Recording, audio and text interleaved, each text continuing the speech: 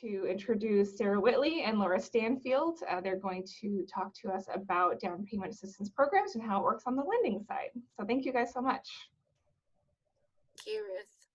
Good morning, everybody. We'll go ahead and get it started. So we do this training, the Home Buyers Roundtable typically puts this training on every year in March, but as we know, this has been an interesting year, right? So we couldn't do it this year.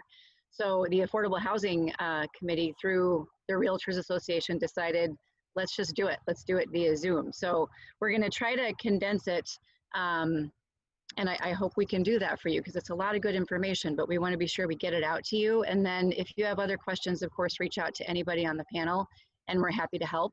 So I am Laura Stanfield and I'm the president this year of the Home Buyers Roundtable. And we would encourage you to visit the Home Buyers Roundtable. The website is www.homebuyersroundtable.org. There's a lot of information out there that we've come up with. There's a tool that you can use, your buyers can use to help them decide, figure out if down payment assistance might work for them. They only have to fill in household size, income, where they want to buy, just a few questions, and it will give them a summary of the programs that they might qualify for. So it's a really nice tool. There's another one on there about home buyer readiness. So they can go through a tool there and it will kind of help them with, do you need credit repair? Do you need budget repair? Are you good to go? So it just kind of helps people if they're really not sure yet and they want to start there. So check it out. And then of course, we'd encourage you to join us. We're in a new world, as we all know, and we'll be having a meeting on August 13th. So let us know if you'd like to join the roundtable. Our calendar is updated and we're just a group of housing professionals that care about affordable housing and helping as many home buyers as we can with the best options for them. And so we'd love it if you would join us and check us out. So we're gonna go on with the presentation and then Sarah's gonna talk to you a little bit about income limits and how buyers can qualify for down payment assistance. I'm gonna share my screen. I haven't done this before, so wish me luck here. 1 second. Here you go. Share. All right. Can you guys see this? Everybody see this? Yes. Okay. Cool. So Laura kind of touched on the website here. So I'm going to talk about the income limit. So just so everybody knows, the income limits on here change yearly. They just changed again this last May, and I believe it's updated in this slide. But and then the other thing to think about is they vary per county. Dane County has the highest income limits, probably one of the highest in the entire state. But if you have a borrower who is looking in Dodge County, Columbia County, anything that's surrounding, those income can change, you know, sometimes by like $10,000. So that can make a difference in qualification. Another thing to look at, it includes all income in the household. So if it's a single parent with 2 kids, that's a 3-person household. If it's a single parent, 2 kids, and one of their parents live with them, we also have to look at that income. Even though that person might not be on loan, we have to look at their income to make sure that they're under income limits as well. The income limits are generally 80% county median income or less. There are a couple programs like the WIDA loan program, some of you may have heard of, that are 100% versus 80%, and we'll go over that a little bit later. In this next slide, you can see the income limits. I guess they haven't been updated on this slide because these are 2019 income limits. I believe 2020, just for reference, the 1-person household, I think, is about $54,000 now, but they're up there. So, you know, generally, if you have a single parent, I see in most cases, they qualify for the assistance, or if you have just one working household member as well. some other requirements with it. For most of the assistants, they do require HUD certified homebuyer education, and they need to have that certificate. So with HBRT, the roundtable, we do the homebuyer education. Currently, a lot of people have been doing it online because of COVID. Another requirement that a lot of people ask is the majority of the assistance can only be used for single family homes, a condo, or half a duplex. So if somebody's looking at income property or 2 units, it won't work. There's some programs, again, with the WIDA loan program that you can use for multi-units, but the majority can only be used for single family, and they have to own or occupy the property.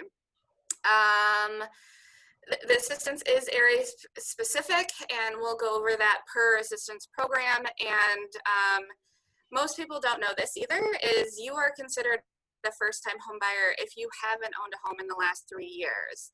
So somebody, I have some people that have owned, before the market crash, 10 years ago, they're like, well, I'm not a first-time home buyer. I'm like, well, technically you are if you haven't owned in the last 3 years. Another thing is some programs, if it's a recent divorce situation and the spouses separate, the one spouse, if they're under income limits, they could be considered a first-time home buyer if they're going to have their children living with them. And then also, most of the programs do require you to have money down, which is generally 1% of the purchase price. Some are a little bit less than that, or some are a little bit more, but keep that in mind. And the government assistance, like from the city of Madison and Dane County, they do require you to be a U.S. citizen or a permanent resident as well. So I'll hand this over to Laura to start going over the DPA loan programs. Okay, so kind of to Sarah's point, what comes up a lot, it seems like, is you saw the limits and they are a little bit higher, as she pointed out, so we'll get that updated. This is actually the presentation that one of the segments of the face-to-face, when we resume that, a homebuyer education, and we might be looking at doing this online, but this is the presentation that we give to typically 30 to 40 first-time homebuyers monthly that come through the classes. And when we do this for realtors and for buyers, sometimes it seems like it surprises people the amount of money that you can make, because I think there might be some assumptions that you have to be very low income to qualify for these, and that's just not true. So we're gonna just do an overview of the programs that are out there. I know you guys don't really care so much about the details, but just enough to be able to educate your home buyers about what's possible for them. So Home by the American Dream is one of the programs. There are different amounts for the city of Madison versus Dane County, as you can see in the slide. So obviously they can use a lot more if it's in the city of Madison. $20,000 is a pretty big chunk of money. And that can really, change a price range. That could be a huge difference maker for people. And then, as Sarah already mentioned, most of these programs are 80% of county median income. This one is as well. There's no interest that accumulates on it, no monthly payment. But there is going to be an inspection that's required, an HQS housing code inspection, and that's part of our presentation today, so I won't really talk about that. I'll let Doug talk about it at the end. And then I would say probably one of the more popular ones, if not the most popular, is Down Payment Plus, DPP. The amounts do, vary, but the way this one works is that they match the borrower contribution. You can get $6,000. And this one is statewide. So some of them, like in the previous one, were either City of Madison or Dane County. But this one is all over the state, so doesn't have to be specific to that. Same thing as far as income limit goes, you're going to find a lot of consistency in that, 80% of the county median income, and that was the slide Sarah showed you earlier. The thing about this one is that the lender has to be a member of the Federal Home Loan Bank of Chicago. We apologize for acronyms. We try not to speak in different languages, but sometimes we do. That's what that stands for. So you're going to want to check with the lender and just be sure that the lender can offer this program and they ought to be able to tell you if they're a member of the Federal Home Loan Bank. Funds are normally available in January of each year, but like I was saying, these are the most popular ones, I would say, probably because they're forgivable. So it's prorated. If somebody stays in their home for 5 years, they don't have to pay any of it back. There's no interest, no payment, no none of that.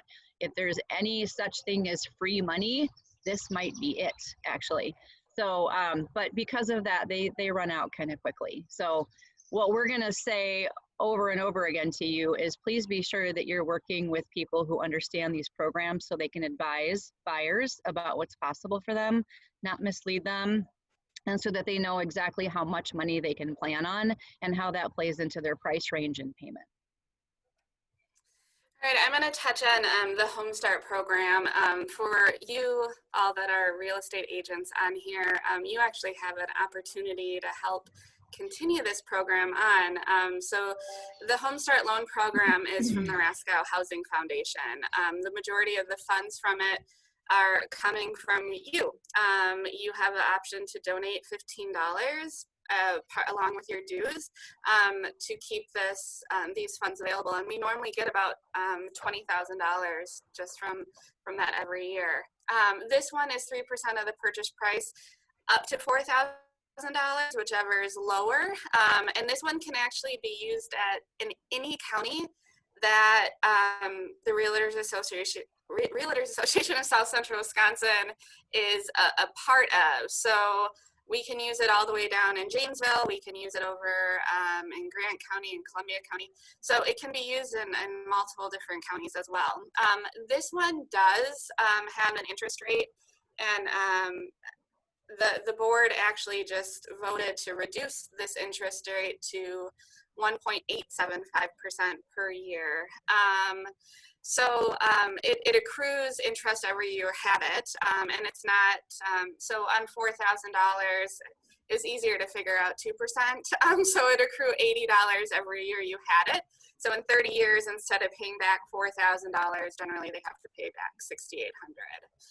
But this is another great program, and they give out up to 20 of these loans a year. So these are also first come, first serve. And I think they're halfway through their money so far this year. The next program, which I kind of touched on WEA earlier, this is a statewide program, and they have to be using a WEA first mortgage in order to get the Easy Close Advantage. WEA has the Easy Close Advantage, where the borrower, it's a 10-year fixed second mortgage. It's 3% of the purchase price, or $3,000, whichever is more, or 3.5% as WEA has an FHA loan option as well. Like I said, it's a 10-year fixed rate second mortgage, so there are monthly payments. It's at the same interest rate as the first mortgage, though. Another thing to mention is WEA has this Easy Close, but they also currently have capital access funds, which are for borrowers under that 80% county median income, which is the same as the income limits I listed earlier. So there are a couple different options with WEA, but just to keep in mind, they have to be doing a WEA first mortgage in order to do one of their second mortgage options.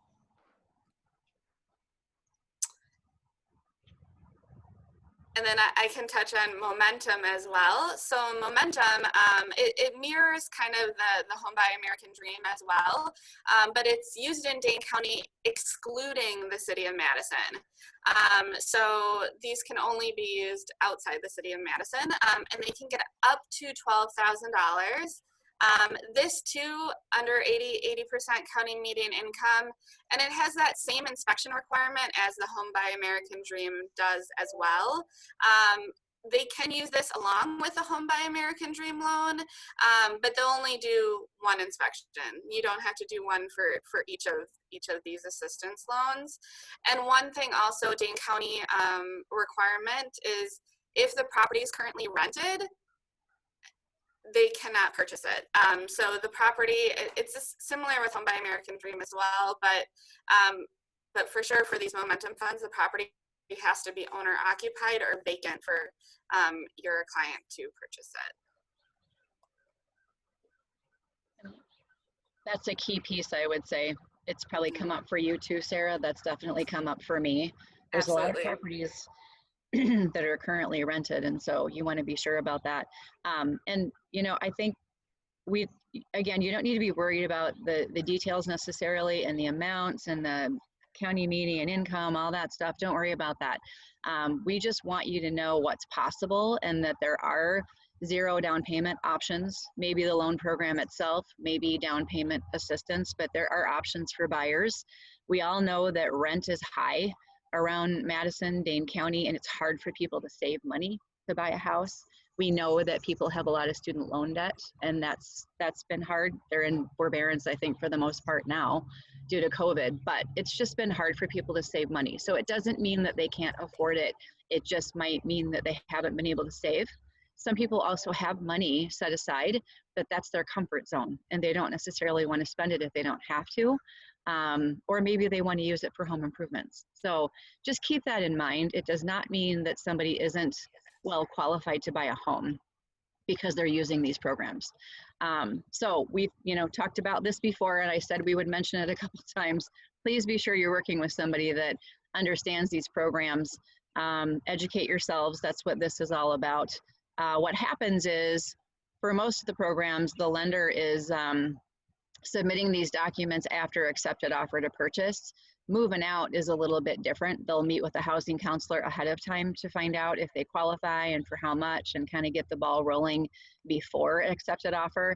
But usually it's after accepted offer, and that's where the lender comes into play. We have to be on top of what documents are needed, get them submitted right away so they can start moving with their process. And one of the first things that they do, the program administrators, when there's an inspection required, is to get that ordered. And so again, you're going to learn more about that. I think that's going to be really useful information for you when Doug shares his checklist and what he looks for. So when you're walking through properties with buyers, you can be on the lookout for these things if you know that they're getting down payment assistance. Sorry. You want to talk about stacking, Sarah? Oh, sure.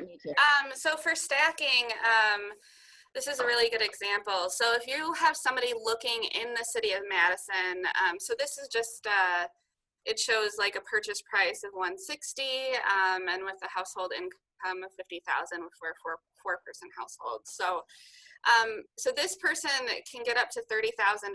So, they're getting $20,000 from Home Buy American Dream, $6,000 from Down Payment Plus, and $4,000 from Home Start. So they can get a total of $30,000.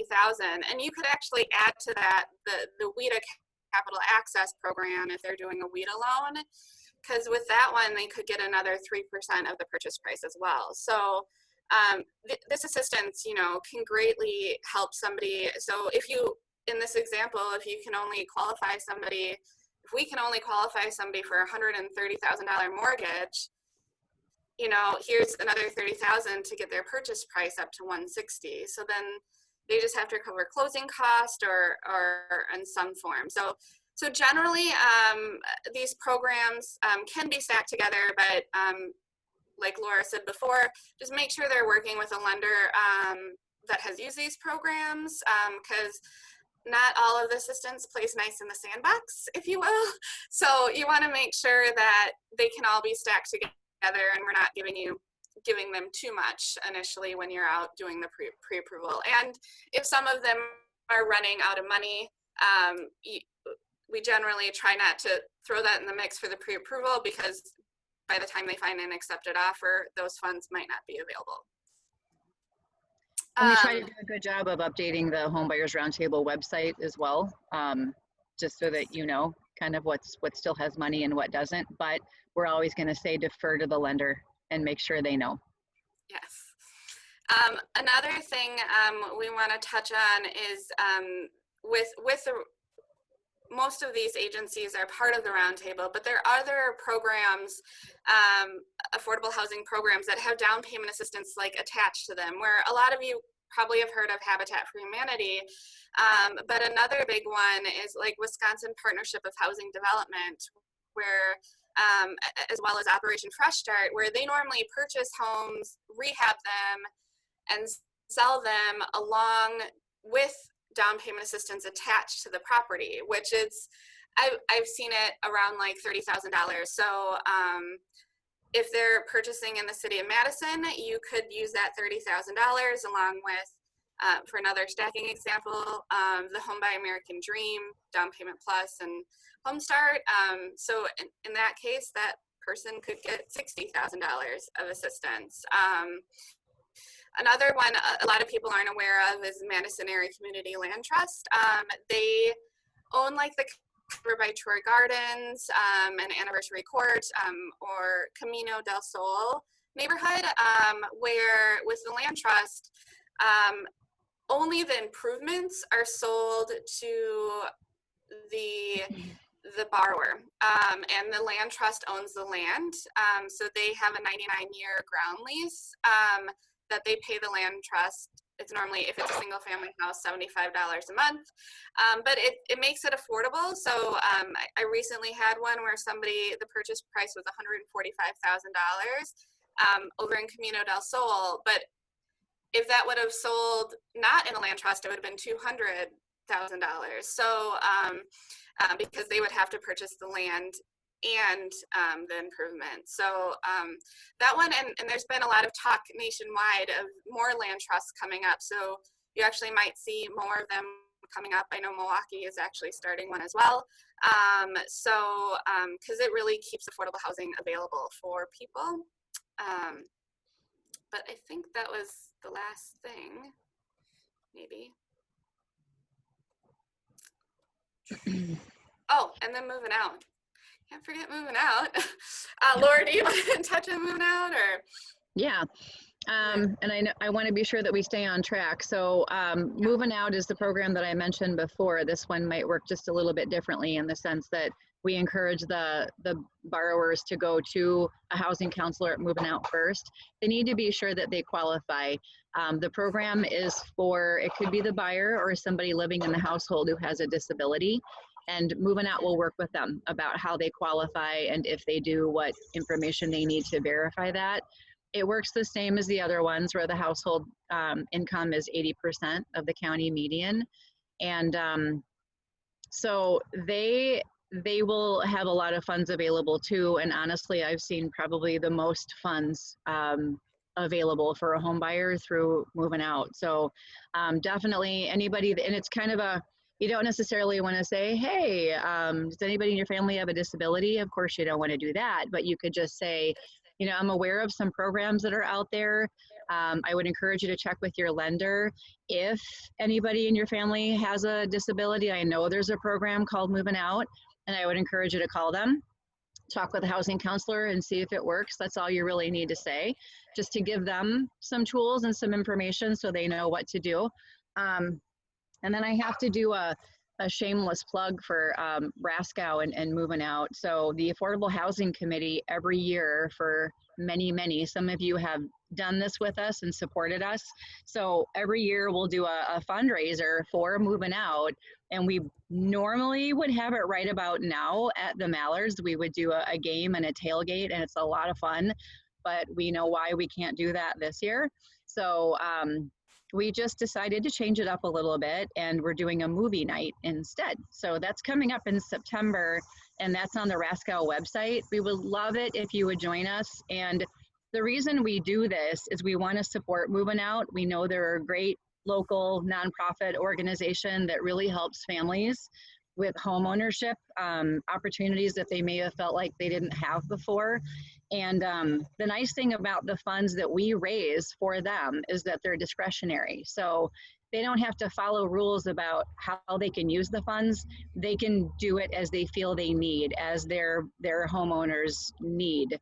So we love to be able to help them with that. We really honestly can raise the most funds through sponsorships. So we would love it if you or your organization would sponsor this event. All of our money goes to Moving Out. But it's also great if you just want to join us, you know, just for a fun event, for a family event. So check out the website, please learn more about it, and hopefully you can join us in September.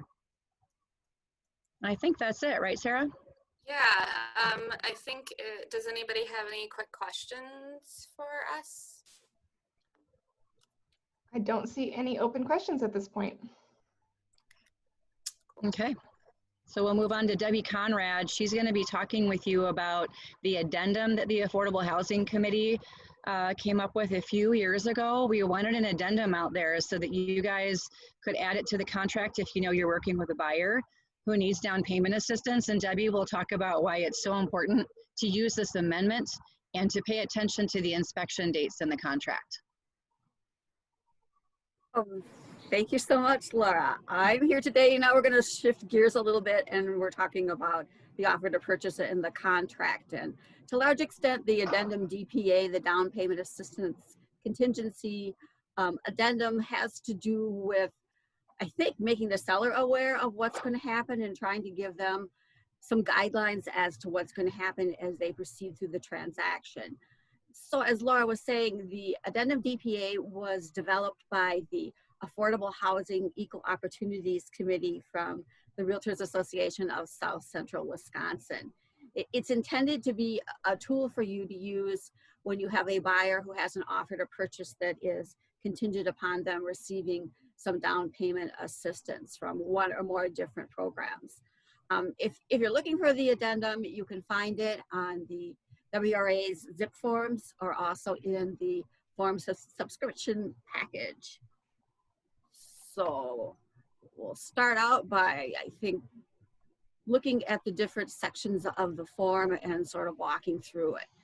So if you start out with lines 1 to 10, it's giving you the basic message that the offer is contingent upon the buyer obtaining down payment assistance programs approval from one or more programs. As Laura and Sarah were saying before, you can have multiple programs in play.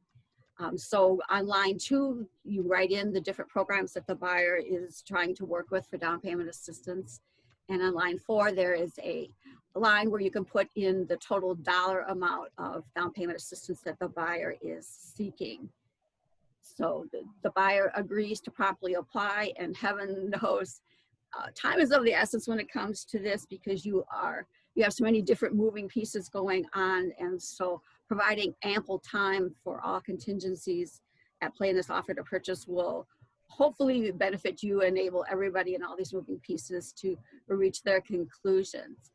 So if the down payment assistance approval is obtained, what will tend to happen is that they will notify the buyer's lender. And so that feels really different, because in the offer to purchase, we're used to having the buyer delivers a written notice to the seller by a certain date, and the seller delivers a written notice to the buyer by a certain date.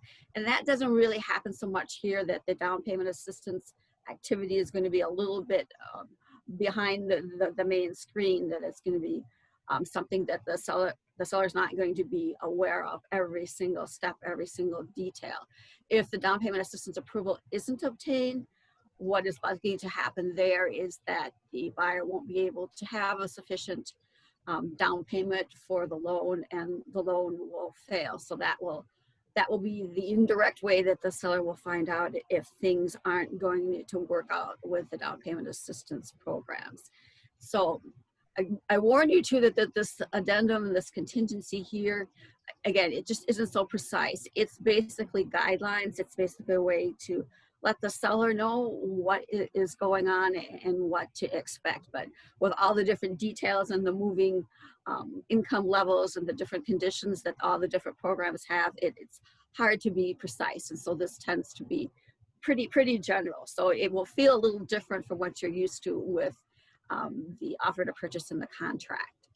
So if we move to the first section for the inspections, very clearly all the down payment assistance programs have different inspection criteria. They may have different property condition requirements and different things that they would consider a deficiency that goes beyond what we're used to working with in typical inspection contingency.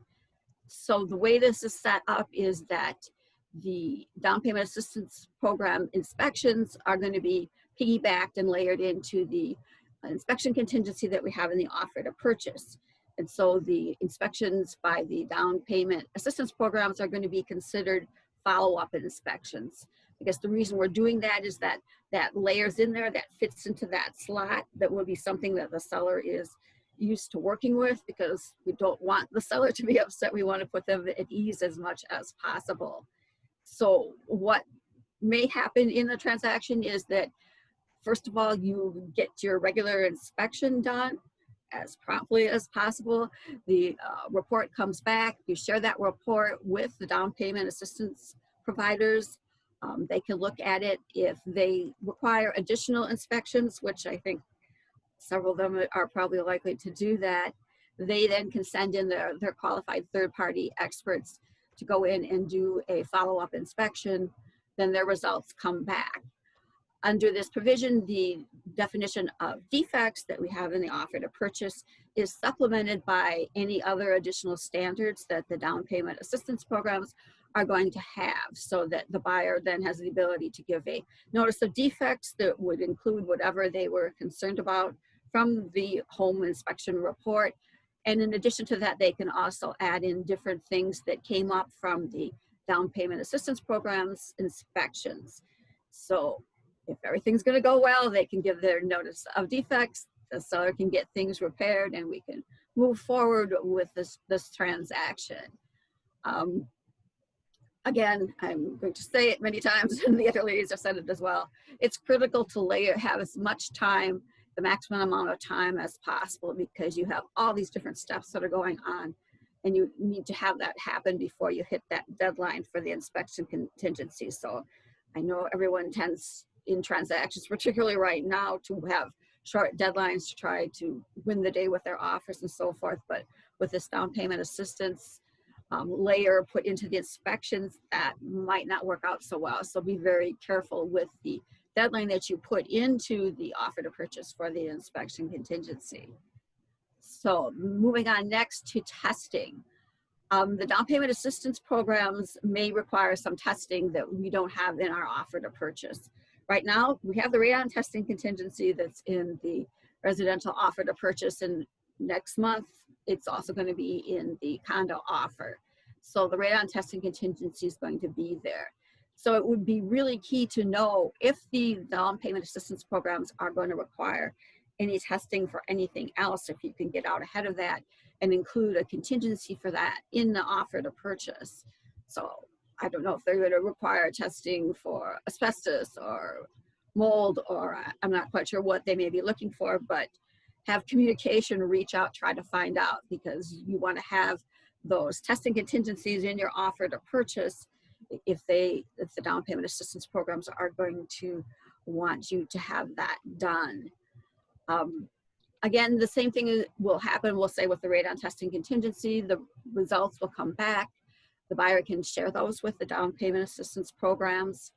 If they need an additional test for some reason, or they want the test done in a different location on the property, or I'm not sure what those circumstances would be, but if they want someone else, they are permitted, according to the language in the addendum, to have an additional qualified third party go in and do additional testing, get those results back.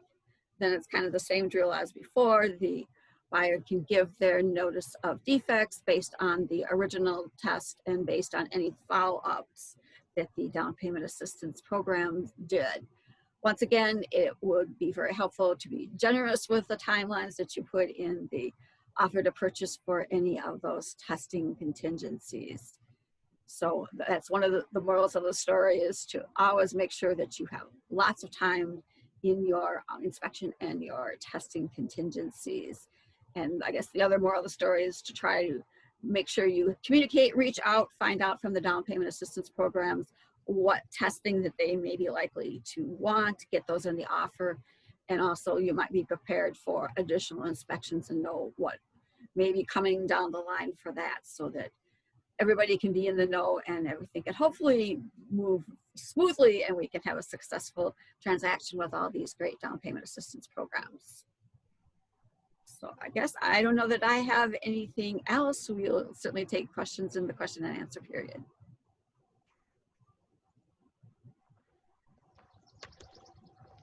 I don't see any additional questions coming through. If anybody wants to take a second and type something in, keep an eye.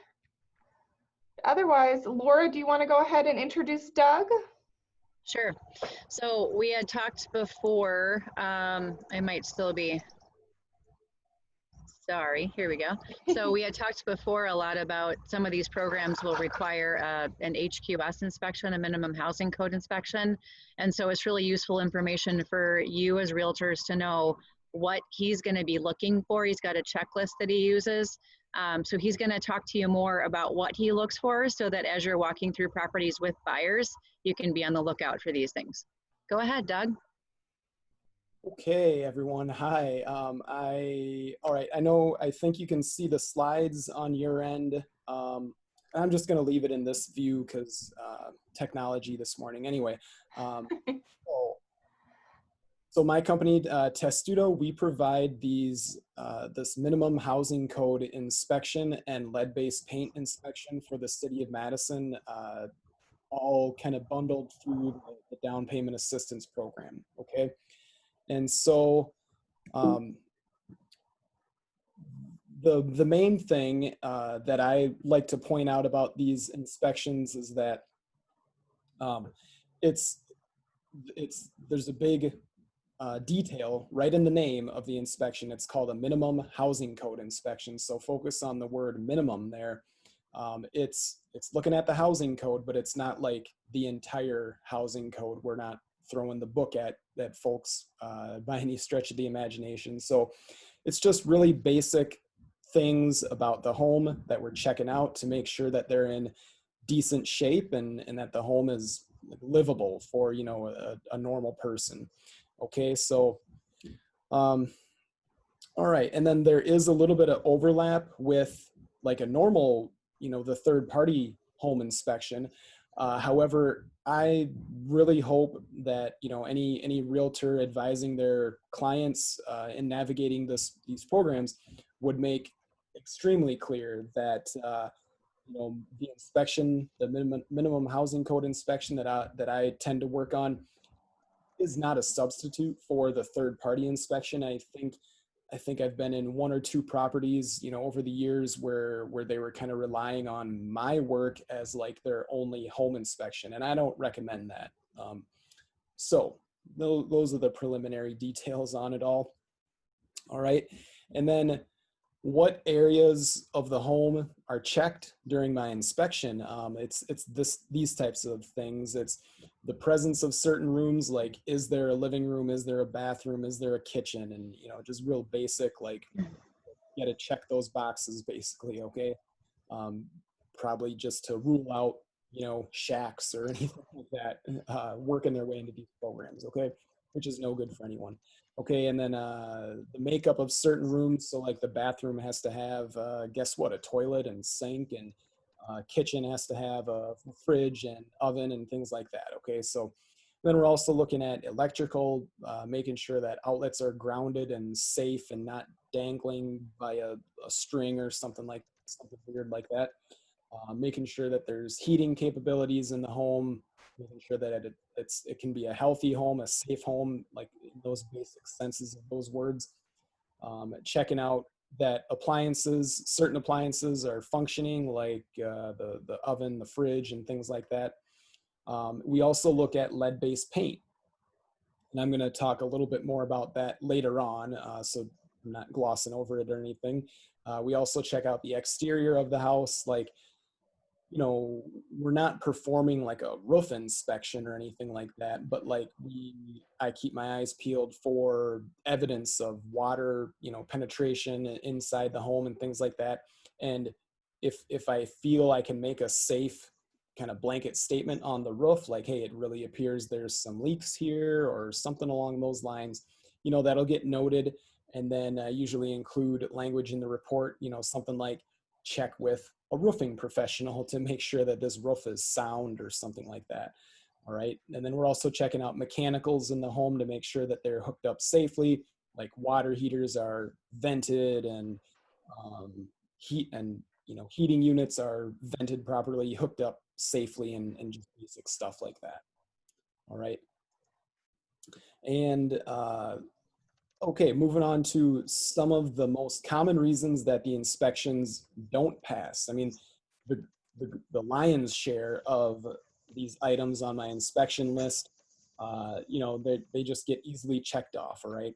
But some items do stand out as pretty common reasons that the inspections can fail, okay? And here are some of them, all right? And just also need to point out that if you would like a copy of the inspection checklist that I use, that the City of Madison, designed and handed over to me to use to complete these inspections. This is not a big secret or some kind of conspiracy behind the scenes.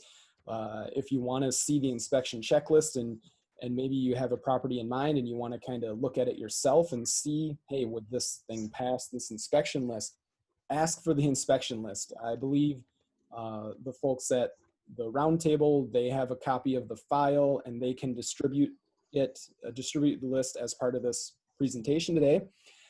Or you could always ask me, just reach out personally through my business. Our phone number and email, I think, are provided later on, and ask me for the list if you ever would like that. So, all right, the common reasons that the inspections don't pass right here.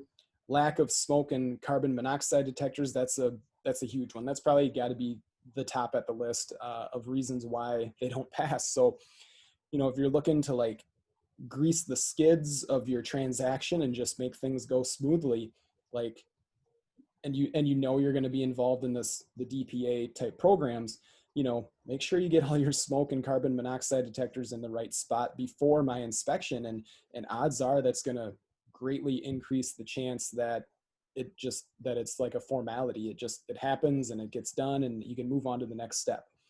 All right. If we had more time today, I might go into detail about where they need to be located and all that fun stuff, but I don't think I'll do that right now. Other reasons that the inspections could fail: if it's missing window screens, outlet covers, inoperable windows is a big one. If you get casement windows that are, the hardware's broken, they're rotted out, they're not functioning, the double pane seals are all busted up and the windows are foggy, things like that. All right, and then deteriorated lead paint, handrails, electric hazards like ungrounded outlets. Those are some of the other big reasons that they fail, okay? Moving right along, I won't go into so much detail about this today because I know that time is a little short, but I do conduct a lead-based paint inspection on these homes as well if they're built before 1978. And you can focus your attention on this top part. If you can see me highlighting that, I'm conducting this lead inspection. It's a comprehensive, so it goes into every room in the house. And all I'm doing here with this inspection is pointing out what components have lead paint and which do not. And then another requirement of the program is that any deteriorated lead paint gets stabilized, basically. And in the construction world, paint stabilization is basic. Just prep the substrate, scrape it smooth, and then add new paint over it. So just really basic kind of fixes are involved with the lead paint stuff, okay? Moving along then, this, I like to think it's clear if you can process the whole flow chart. So this is just what happens when we conduct the inspection, okay? So the first aspect is the lead paint. If we have negative testing results, then that's the end of the inspection, all right? But if you have positive testing results, then I'm looking at the condition of things, whether it's intact or deteriorated, all right? And if it's intact lead paint, that's the end of things, end of the inspection.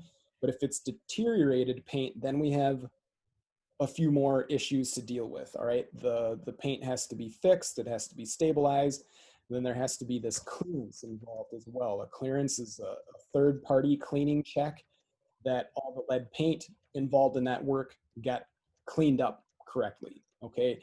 And believe me, I could go into way more detail on that, but I don't think I will today. But anyway, that clearance can pass or it can fail. If it fails, then it has to be cleaned again. And then we got to do an additional clearance step. And then hopefully it passes and we can move on to the next step. All right. With the minimum housing code, we're right at the, oh geez, sorry, I'm gonna stop clicking things so I don't screw it up anymore. But anyway, at the top there, the minimum housing code inspection starts, all right? And it can either pass right off the bat, or if it fails, then you have to make required fixes, and then we have to re-inspect the items that failed the original inspection, and then hopefully they pass, and that's the end of the inspection, okay? So, believe me, I could talk a lot more about this, but if you have questions, you know that we're gonna have a little bit of time to do that.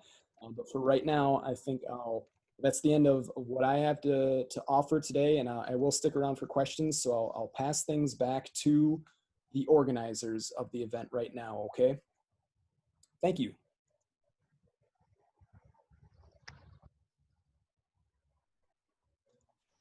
Thanks, Doug. All right. So I guess now we have time for question and answers, or if any of the panelists want to fill in additional details. I don't currently have any new questions, so we'll give it a minute and see if anybody does have any questions. In the comments or in the chat, I did include a link, which is access to all of the PowerPoint presentations, as well as the inspection checklist that Doug has mentioned. And then I will be sending you an email as well, following up once we get this onto our YouTube, so that you can access that link as well as the video once it's live. So all attendees will receive that. What's come up a lot in presentations in the past when we do this in March is that it seems like you guys don't really know where to find the form. So I hope you heard that from Debbie.